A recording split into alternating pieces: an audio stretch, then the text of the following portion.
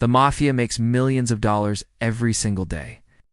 And even though we've heard about them doing illegal things like gambling, loan sharking, and extortion, most of their money comes from legit businesses. The tricky part for law enforcement is that because these are legitimate businesses, there's no obvious sign that they have mob ties. But there are some common ways that mafias launder the money they make from these businesses.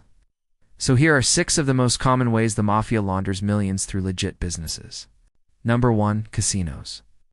It's almost common knowledge at this point that organized crime groups make huge amounts of money through casinos.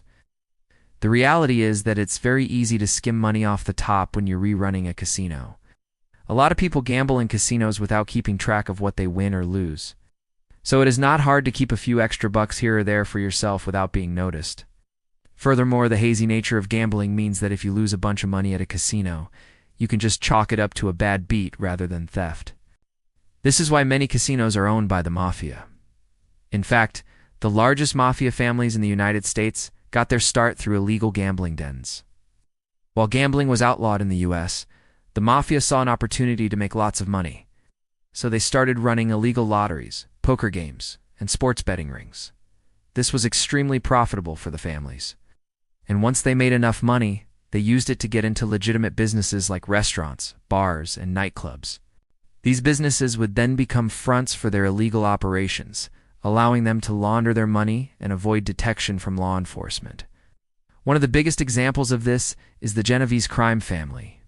This group was founded in 1937 after a violent turf war between rival gangs.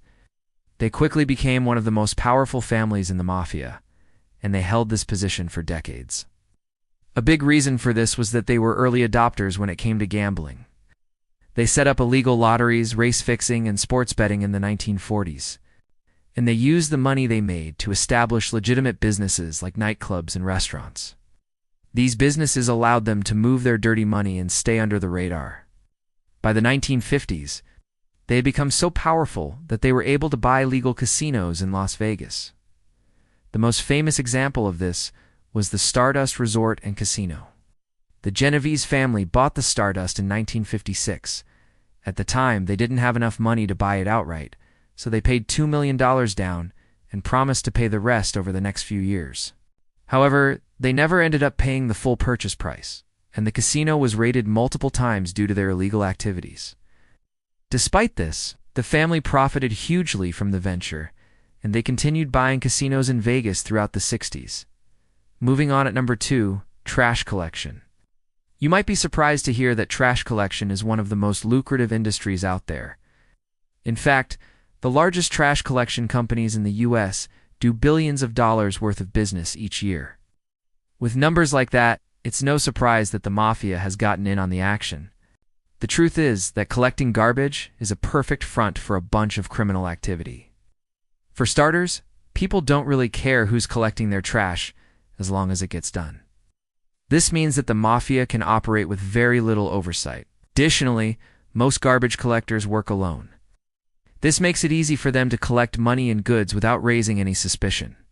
It also makes it easier for them to intimidate other criminals and business owners who get in their way. Probably the most infamous mafia-run trash collection company is the Colombo crime family's automated waste collection.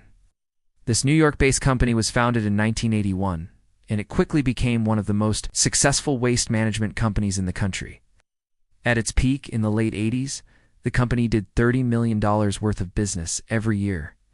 However, the family's control over the company became obvious after several mobsters were arrested for extortion. After this, the company was raided, and investigators found that most of their financial records were missing. Eventually, the company was shut down, and the family lost their lucrative source of income. Next up, at No. 3 Construction. Construction is another industry where it's possible to make millions of dollars, and it's also another industry that's rife with opportunities to launder money.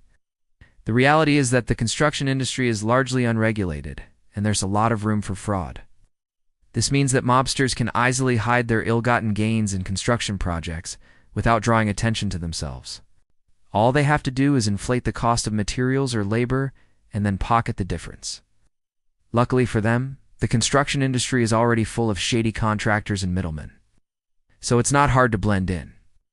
The Bonanno crime family is a great example of a mafia family that profited greatly from the construction industry.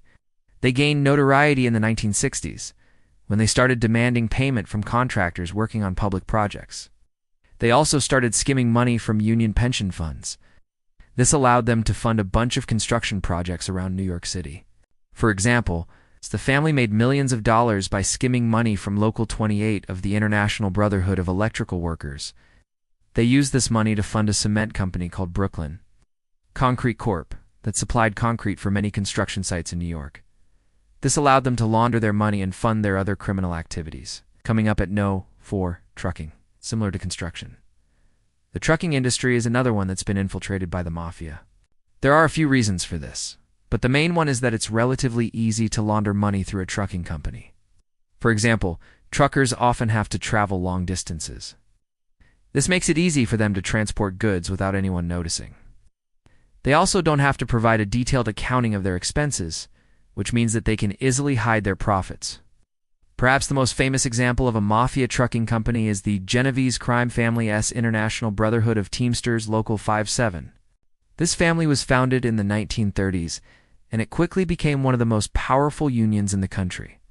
They gained this power by controlling the Teamsters Central Conference, which gave them jurisdiction over all Teamsters locals in New York City. This meant that they had control over thousands of truck drivers.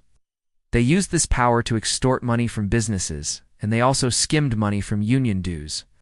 The family used this money to fund a bunch of different criminal activities, including illegal gambling and narcotics trafficking. At No. 5, we have restaurants and bars. Restaurants and bars are one of the oldest mafia fronts in existence.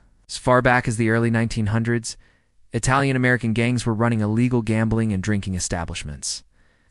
These businesses provided the perfect opportunity to launder money because they dealt in cash, and there was very little oversight.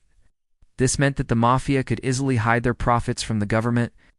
On top of that, restaurants and bars are a great place to meet people and exchange information. This made it easy for the mafia to stay in touch with their associates while laundering their money. It wasn't until the 1970s that authorities started cracking down on mafia-owned restaurants and bars. But by that time, the mafia had already diversified their holdings. Even though they no longer owned as much of the restaurants and bars as they used to, they still owned some, and they still used them as fronts for their criminal activities. Finally, at No. 6, unions. Labor unions have been a major player in organized crime since the early days of the mafia. The reality is that unions provide the perfect environment for mobsters to thrive. For starters, unions are full of people who are willing to break the rules. This is because many union members are desperate for work, and they'll do whatever it takes to keep their jobs. Mobsters can take advantage of this desperation by pressuring union officials to hire certain people. They can also use violence to intimidate union members into doing what they want. Probably the most notorious example of a mafia-run union is the Genovese crime family's control of local LTO 100 of the International Brotherhood of Teamsters. The family's control over the union dates back to the 1950s. During this time, they used their influence to extort money from businesses and to rig union elections. They also used union funds to support their other criminal activities. Things got so bad that the government eventually stepped in and took control of the union. That's all for today. Thanks for watching, and I'll see you next time.